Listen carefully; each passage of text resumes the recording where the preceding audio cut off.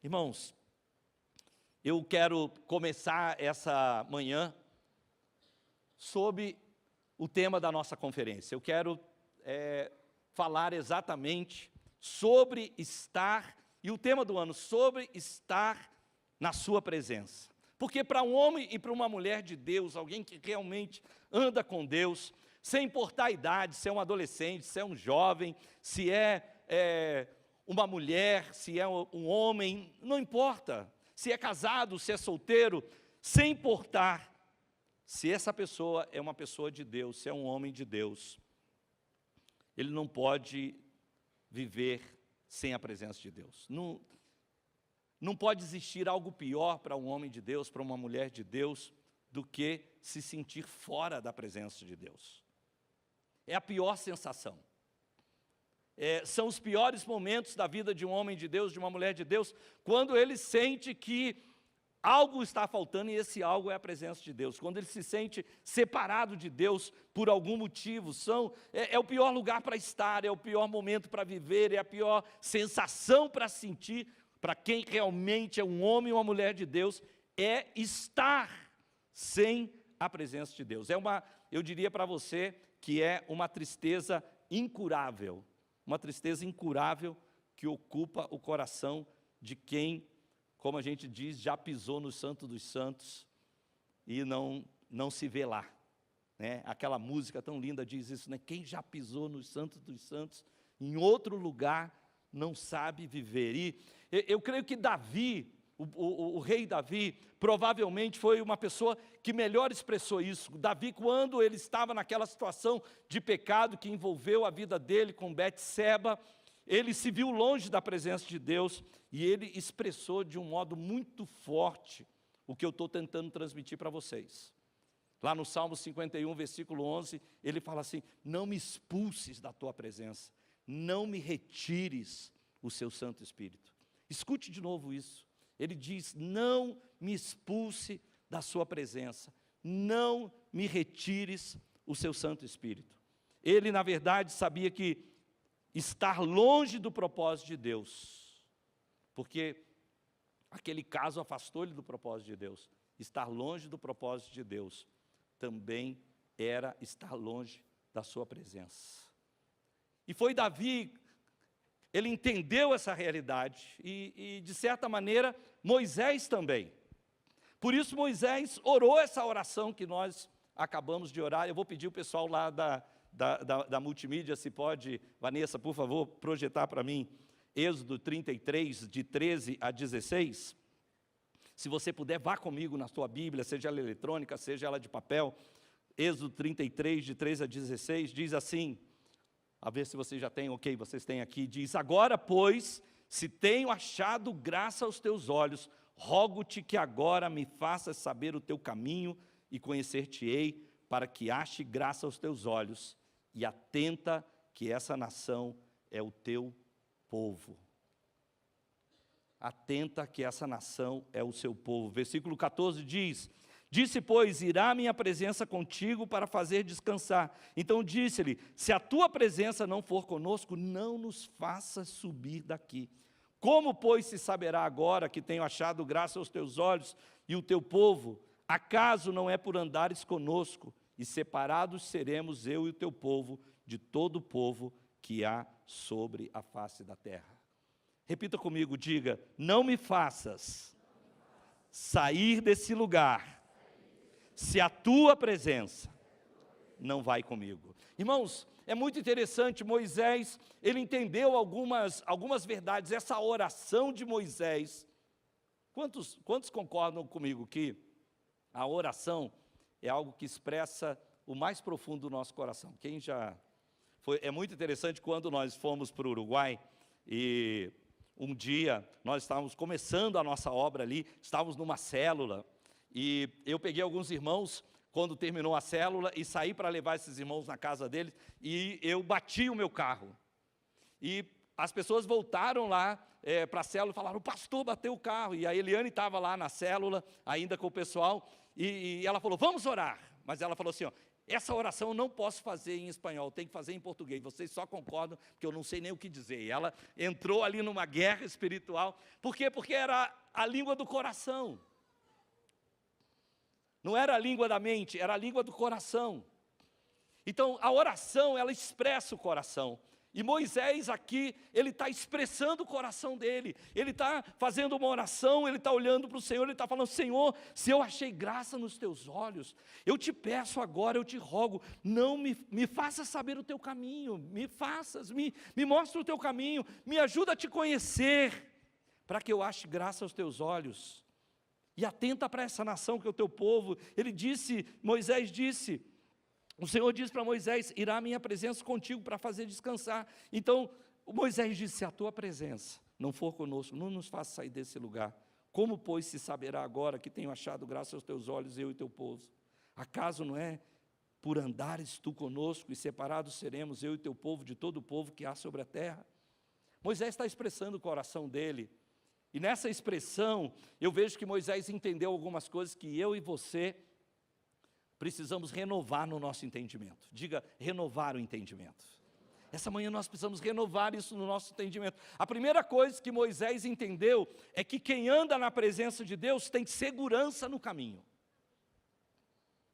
Quem anda na presença de Deus tem segurança. E é por isso que ele diz: Senhor, me faças conhecer o teu caminho. Irmãos, às vezes eu como pastor, eu me espanto.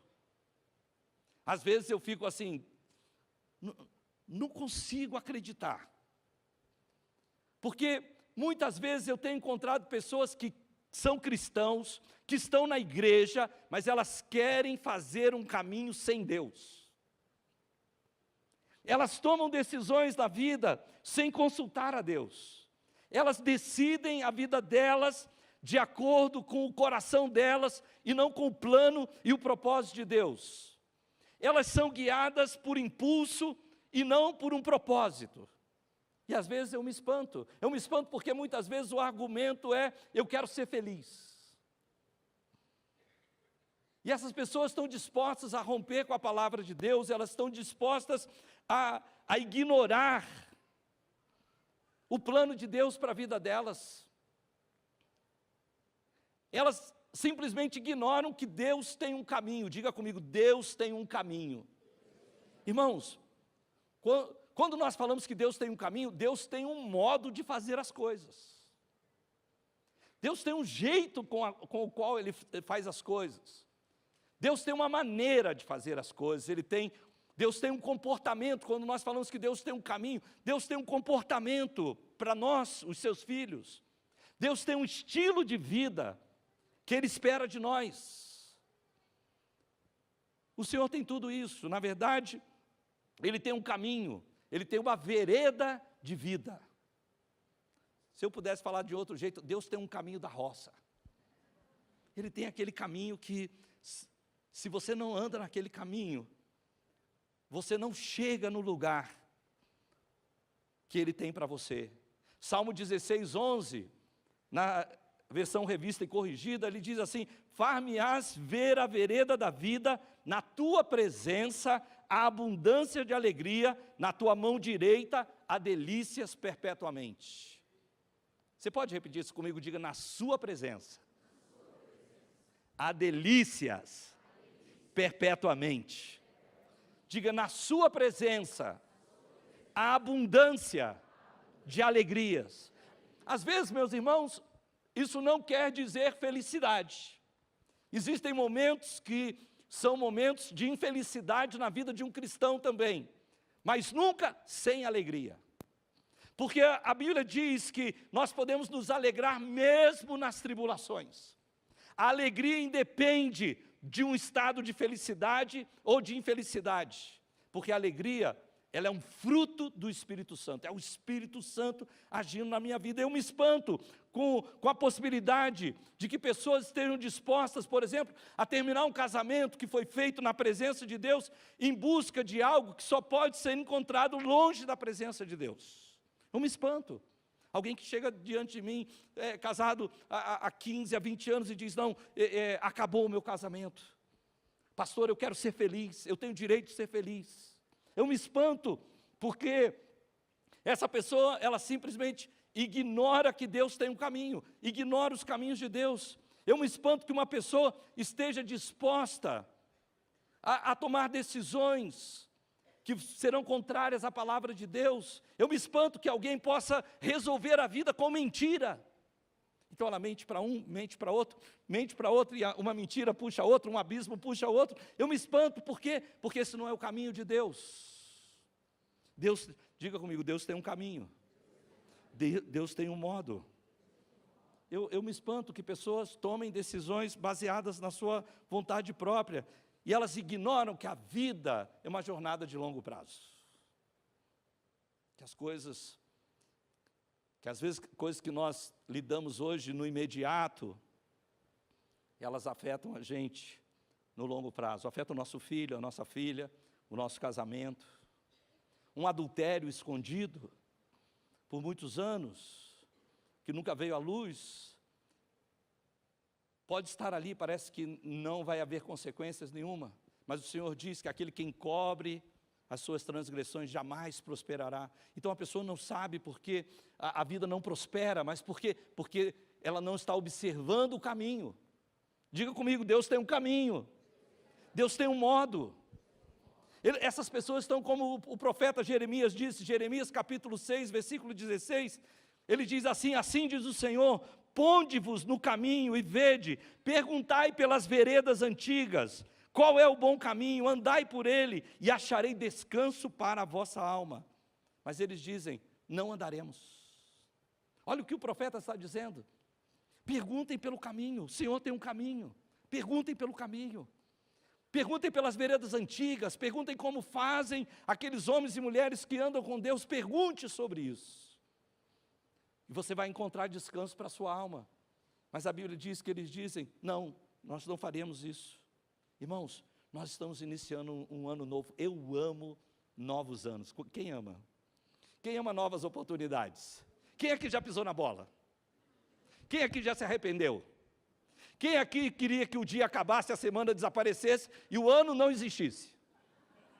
Verdade? Todo mundo já passou por isso. Como é bom ter algo novo. Eu louvo a Deus porque Ele nos dá novas oportunidades, é uma chance nova. E meus irmãos, eu quero dizer para vocês, nós devemos tomar uma forte decisão em 2025. Faça assim com as suas duas mãos, faz assim, forte decisão. Faz cara feia, faz assim, forte decisão. Teve gente que nem se esforçou, né? Foi bem simples.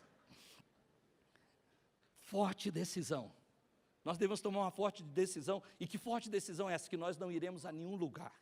Que nós não tomaremos nenhuma decisão. Que nós não mudaremos nenhum curso da nossa vida. E não permaneceremos em nenhum lugar, nenhum posicionamento, nenhum comportamento longe das veredas estabelecidas por Deus. Deixa eu dizer isso de novo. Uma forte decisão. Eu brinquei com vocês, mas põe a mão sobre o teu coração, porque é daí que procedem as fontes da vida. É uma forte decisão. Pense nisso, nós vamos tomar uma forte decisão, que nós não vamos a lugar nenhum. Nós não vamos tomar nenhuma decisão.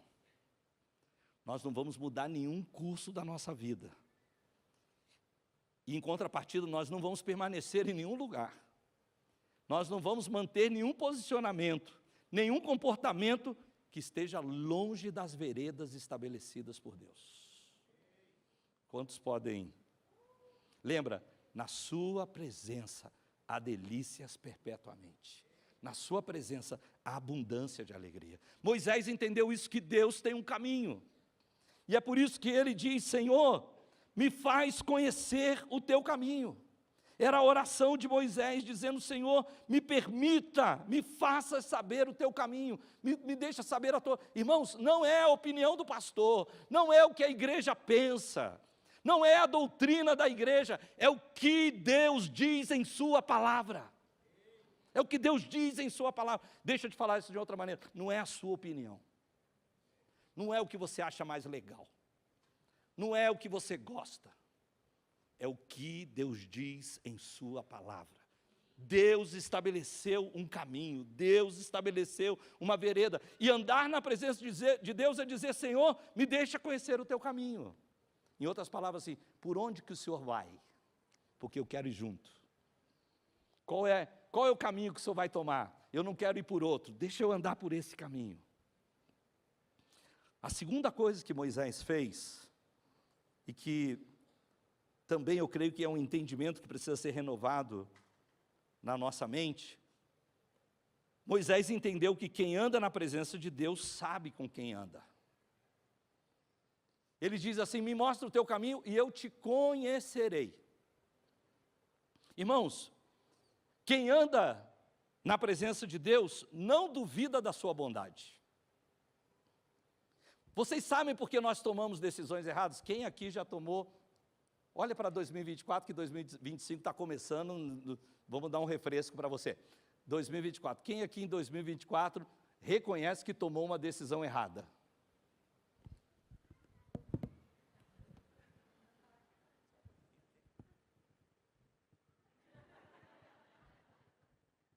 Falta membro, falta membro.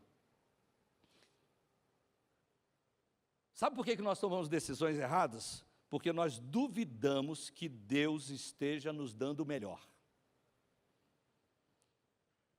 As decisões erradas que nós tomamos, elas surgem da dúvida. Nós duvidamos que Deus esteja nos dando o melhor. Sabe aquele dinheiro que você gastou no cartão de crédito que você não deveria? Você duvidou que não ter era o melhor de Deus para você. Sabe aquela palavra que saiu da tua boca, que machucou um monte de gente? Você duvidou que aquele momento que você estava vivendo era o melhor de Deus para a tua vida.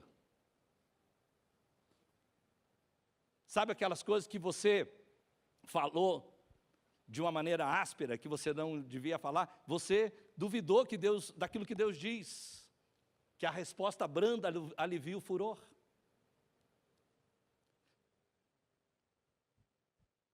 A gente duvida que aquilo é bom.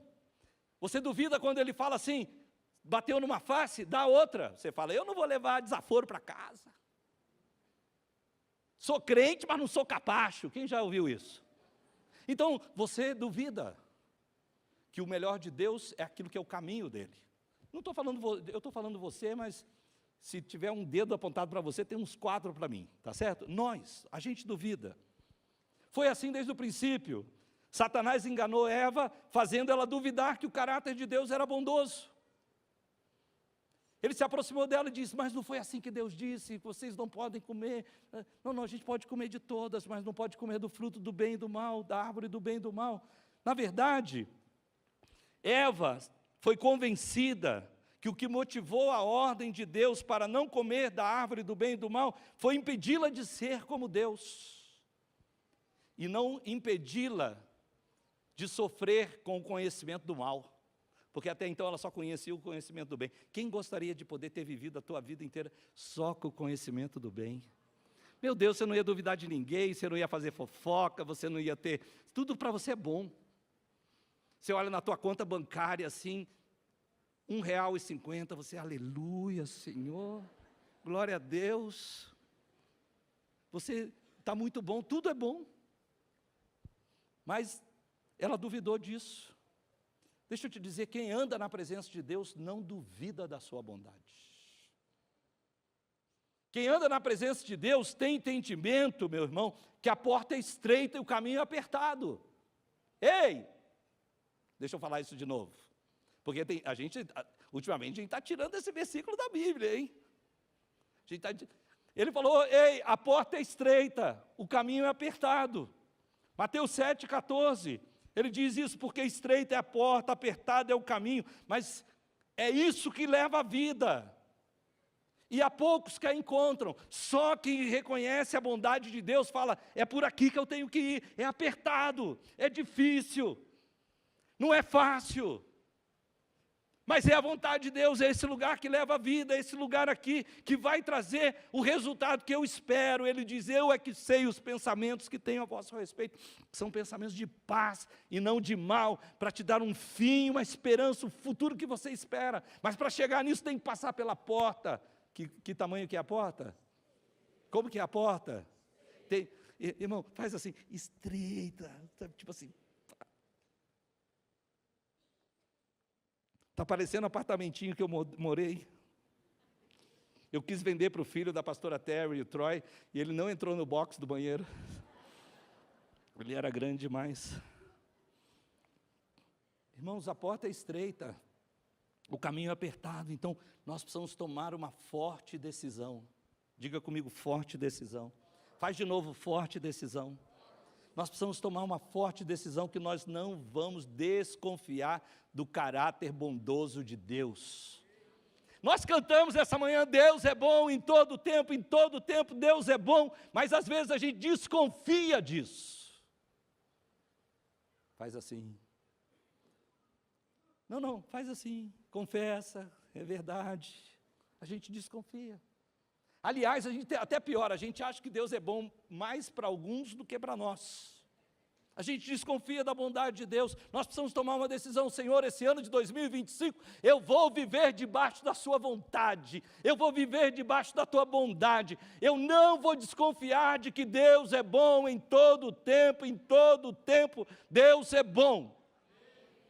Eu não vou ter medo da porta estreita, eu não vou ter medo do caminho apertado, porque eu sei que Ele conduz a vida. Esse amém saiu doído. Então nós precisamos tomar uma forte decisão que nós não mudaremos. Não vamos tomar nenhuma decisão, diga comigo, nenhuma decisão. Não mudaremos nenhum curso da nossa vida. Nós não vamos permanecer em nenhum posicionamento, em nenhum comportamento, nem vamos acatar nenhuma ideia. Não vamos acatar nenhuma ideia que nos faça duvidar da bondade de Deus. Põe a mão sobre a tua cabeça aí, ó. Nenhuma ideia que te faça duvidar da bondade de Deus. Irmãos, vamos tomar uma forte decisão esse ano, que nós escolheremos o caminho da vida, mesmo que a porta seja estreita e o caminho seja apertado. Eu me lembro do pastor Flávio. O pastor Flávio era um jovem do meu grupo. Para quem não sabe, eu já fui um pastor de jovens. E o pastor Flávio já foi jovem. São duas coisas impossíveis de crer. Mas enfim, o pastor Flávio, ele era um jovem do meu grupo e ele tinha uma doença, e ele tomava um remédio, e ele foi renovar a carteira de motorista. E na hora que no exame médico perguntaram para ele, você toma algum remédio? Ele tinha duas opções, mentir ou perder a carteira de motorista. Então, ele podia entrar na porta larga e espaçosa, ou na porta estreita e no caminho apertado. Ele disse, sim, eu tomo tal remédio. O médico olhou para ele e falou, tomando esse remédio, não posso te dar a carteira de motorista. E negou a carteira de motorista. E eu me lembro daquele jovem de 18, 19 anos, ele tinha recém ganho um carro do pai dele, o melhor carro do mundo, um Uno. E eu lembro que ele estacionou o carro na garagem, ele era um professor de inglês, andava pela cidade inteira, pegando ônibus, indo até lá, ministrando. Irmãos, isso quanto tempo foi? 1 ano, 2 anos. Foi pior do que perder a carteira para o Detran, que pelo menos você pode fazer o encontro com Deus do Detran, sexta, sábado e domingo, se converter e ganhar de novo a tua carteira 6 meses depois. 2 anos, 3 anos, 4 anos, 5 anos sem dirigir. E um dia, o pastor Flávio teve uma ideia, ele escreveu uma carta para o Detran. Quantos aqui acreditam que o Detran lê carta de alguém? Levanta a sua mão. Quem aqui acredita que quando você recorre à tua multa, alguém lê aquilo? Quem acredita? Bom, enfim, não teve mão nenhuma que levantou, eu estou com vocês. E ele escreveu uma carta para o Detran. E o Detran não apenas leu a carta dele, como respondeu a carta dele. E na carta dele, ele dizia que ele tinha um problema, mas que o remédio, tinha ali um laudo do médico, tinha tudo mais. Conclusão, a carta que ele recebeu do Detran é, por favor, venha ao Detran, nós mudamos a lei. E ele foi lá no Detran, com a lei mudada, e recebeu a carteira de motorista. Assim que se você viu o pastor Flávio dirigindo por aí, ele não está em pecado. Não está em pecado, calma. Mas, irmãos, esse é o caminho da vida. A porta é estreita, mas ele conduz a vida, conduz a um testemunho, conduz a pessoa a andar debaixo da graça de Deus. Nós vamos tomar uma decisão que esse ano nós vamos escolher o caminho da vida, mesmo que seja a porta estreita e o caminho apertado. Terceira coisa que Moisés entendeu é que quem anda na presença de Deus vive no favor. Põe um sorriso aí no teu rosto, vai, relaxa, se ajeita aí na cadeira, tal. Eu estou pensando, o pastor voltou e já voltou batendo, calma, senta aí, fica calmo. Vamos lá, de novo. Irmãos, quem anda na presença de Deus vive no favor. Ele falou assim, me permita conhecer o teu caminho, que eu ache graça aos teus olhos. Observe o que Jacó disse para José, quando ele estava abençoando José nos últimos dias da sua vida. Gênesis 48, de 15 a 16, finalzinho o início do 16, a Bíblia diz assim, e abençoou José e disse, o Deus em cuja presença andaram meus pais Abraão e Isaque, o Deus que me sustentou desde que eu nasci até esse dia, o anjo que me livrou de todo o mal, abençoe esses rapazes. Escute isso aqui de novo e tenta pôr o teu nome aí. E Luiz disse, o Deus em cuja presença andaram os meus pais, Joaquim e João, o Deus que me sustentou desde o dia que eu nasci até esse dia, o anjo que me livrou de todo o mal. Vocês observaram o que ele disse? Abraão, Isaque e Jacó andaram onde? Ei, Abraão, Isaque e Jacó andaram aonde? Eu quero ouvir você, vai lá, estou te perguntando porque eu quero ouvir você. Abraão, Isaque e Jacó, onde que eles andaram? Eles andaram na presença. Eles não eram infalíveis, eles não acertaram todas, mas eles andaram na presença. Eles foram corrigidos, aceitaram a correção, eles se desviaram, mas eles reconheceram onde caíram, se arrependeram e voltaram a praticar as obras que praticavam antes. Eles reconheceram que voltar era a melhor decisão. E talvez nessa manhã alguém aqui, Deus está falando com você nessa manhã, que a sua melhor decisão é voltar. A melhor decisão é você reconhecer que você caiu. A melhor decisão que você pode tomar é se arrepender. E a melhor decisão que você pode fazer na tua vida é voltar. Talvez você está aqui, talvez você está conosco online. Deus está dizendo para você que Ele é o Pai do filho pródigo. Ele tem os braços abertos para te receber, não para te acusar, não para humilhar você, mas para te levantar, para te dar roupas novas, colocar um anel no teu dedo, novos sapatos, levantar a tua vida, porque Deus é Deus de misericórdia, Deus de restauração, Deus de amor. O caminho dele é estreito, mas ele produz vida. Vida. Eles voltaram para a presença. E deixa eu te dizer algo, quem volta para a presença, volta para o propósito. Quem volta para a presença, volta para o propósito. Eles então experimentaram o favor, porque quem anda no propósito de Deus, quem anda na presença de Deus, experimenta favor.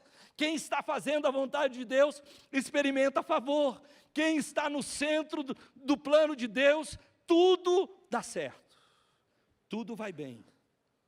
E a Bíblia diz que eles foram sustentados. Eu quero declarar essa manhã que se você se coloca na presença de Deus, no centro da sua vontade, debaixo do seu propósito, você será sustentado. Nos momentos difíceis da tua vida, você será sustentado. Quando você estiver passando pelas águas, elas não vão submergir você. Quando você passar pelo fogo, o fogo não vai queimar você. Ele vai sustentar você com a sua mão direita poderosa, Ele te manterá de pé.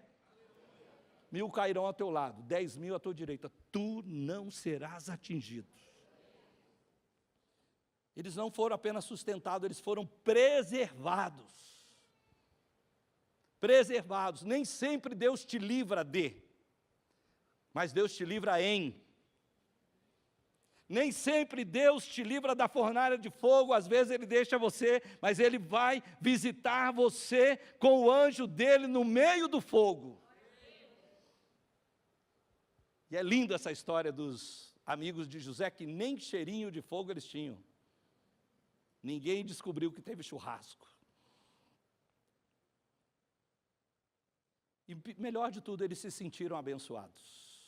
Levanta as suas mãos aos céus. Essa manhã, eu creio que Deus quer inundar a nossa vida para nos fazer lembrar que somos abençoados. Deus quer tirar de alguns de vocês, nessa manhã, do coração de vocês, o ranço de sentir-se não abençoado. Você é um abençoado, e mais do que um abençoado, você é escolhido para abençoar.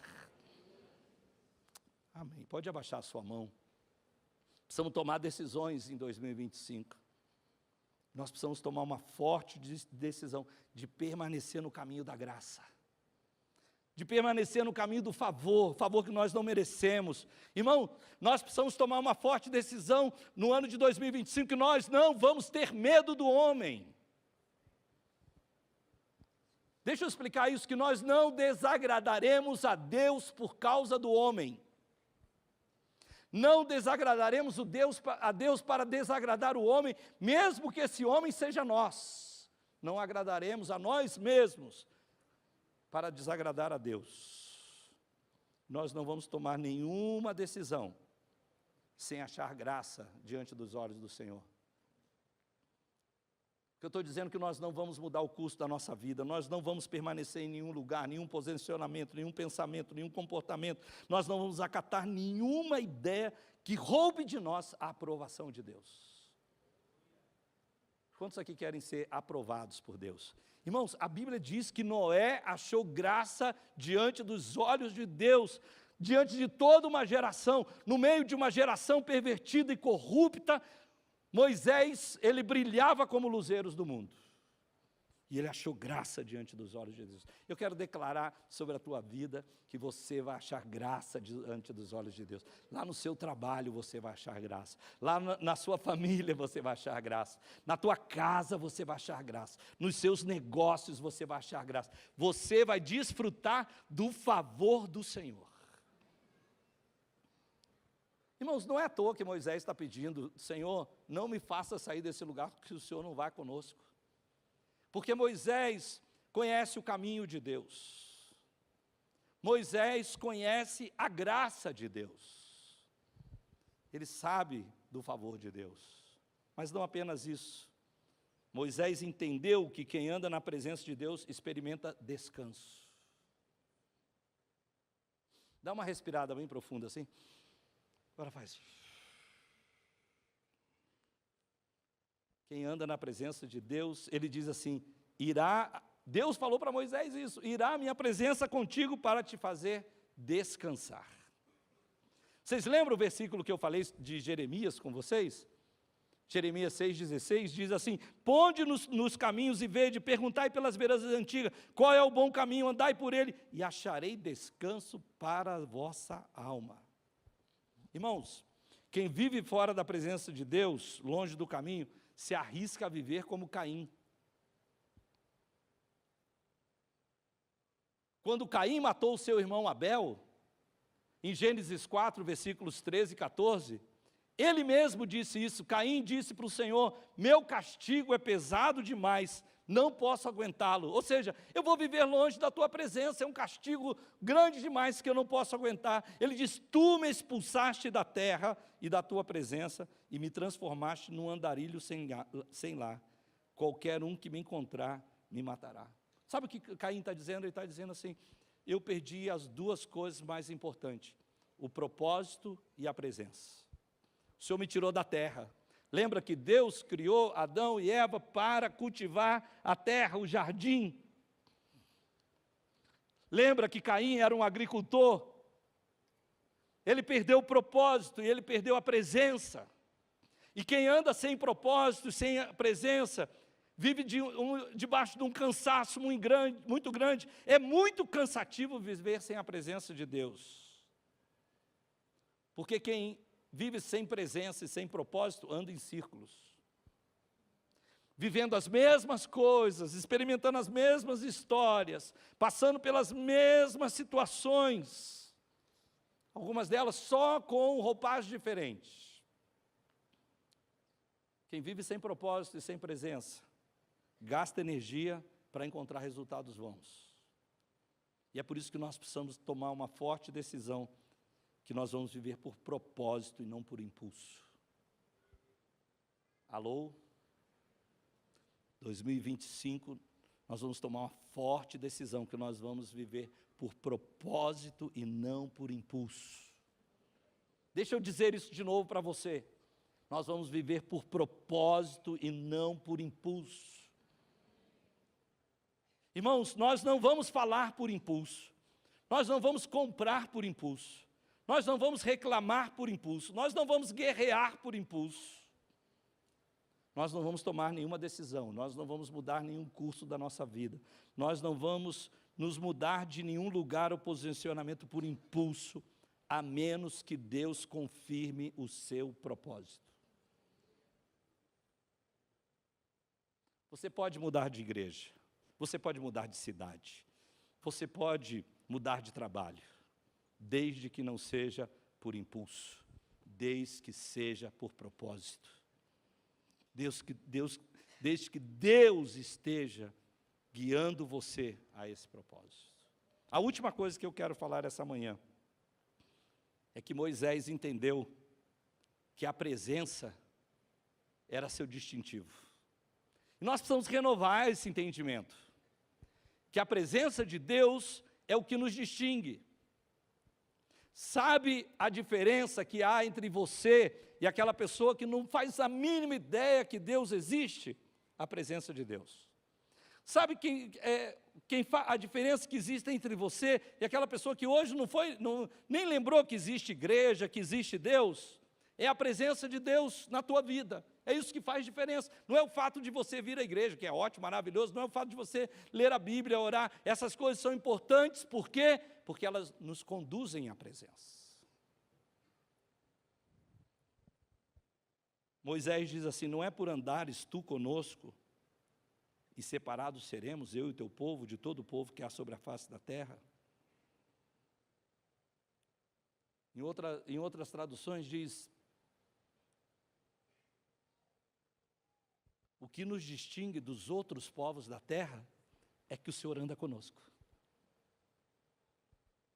Não é a casa que você tem, não é o carro que você tem, não é a sua conta bancária, não é se a sua família é grande ou pequena, se você está sozinho, se você tem muita gente ao teu redor.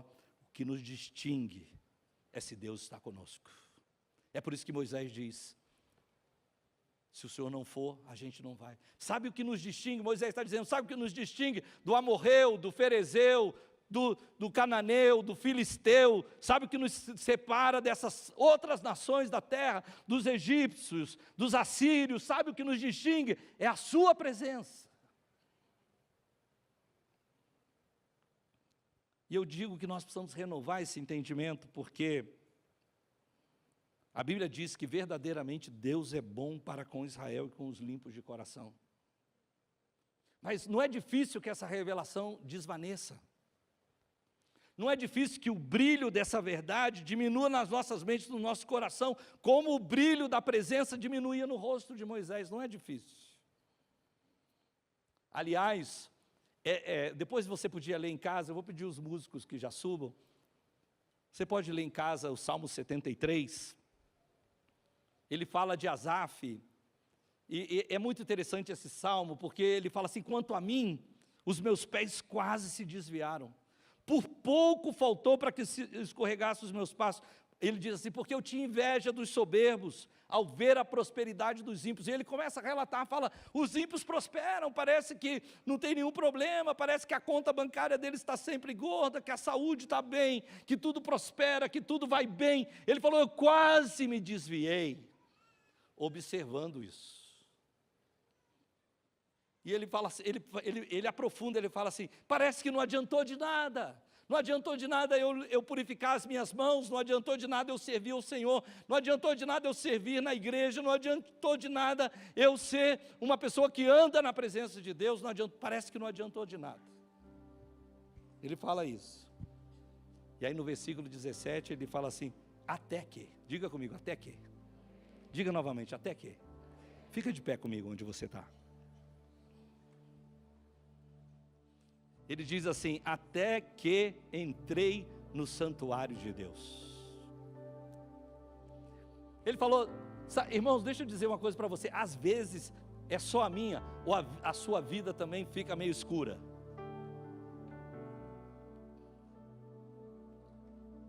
Quem aqui se identifica? Você fala, às vezes a coisa está meio complicada.